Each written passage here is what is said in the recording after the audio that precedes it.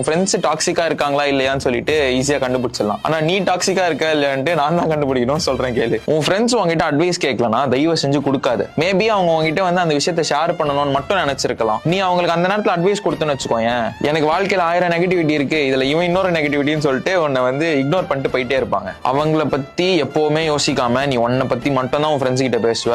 அவங்க ஏதாச்சும் ஒரு கதையை உங்ககிட்ட பேசிட்டு இருந்தாலும் அவங்க எப்ப அந்த கதையை முடிப்பாங்க, நம்ம கதையை எப்ப பேசலாம் அப்படின்னு தான் நீ வெயிட் பண்ணிட்டே இருப்ப. நீ அந்த மாதிரி இருந்த அப்படின்னா you are definitely becoming toxic. உன் ஃப்ரெண்ட் உன்னோட பெருசா வளர்ந்துட்டான்னு வச்சுக்கோங்க, நீ பொறாமப்படுவ. அதனால உன்னோட செல்ஃப் எஸ்டீமும் குறையும். உண்மையை சொல்லவா, எந்த ஒரு உண்மையான ஃப்ரெண்டும் அவனோட ஃப்ரெண்ட் வளர்றத பார்த்து பொறாமையே படமாட்டான். அந்த மாதிரி ஒரு பர்சனா நீ இருக்க அப்படின்னா நீ கண்டிப்பா டாக்ஸிக்கா தான் இருக்கேன்னு அர்த்தம். ஃப்ரெண்ட்ஷிப்புங்கிறது வந்து நீ தண்ணி ஊத்தி வளர்க்குற ஒரு பியூட்டிஃபுல்லான ஒரு மரம். அது வந்து உன்னோட ஹைட்டா வளர்ந்துட்டே போனாலும் அது உனக்கு நிழல் மட்டும்தான் கொடுக்கும். நீ அதை அழிக்கணும்னு நினைச்சேன்னு வச்சுக்கோங்க, நீ தான் கடைசியில வெயில்ல வெந்து சாவ. உன் ஃப்ரெண்டு உன்னோட பெருசா வளர்றான் அப்படின்னா சந்தோஷப்படு, நீயும்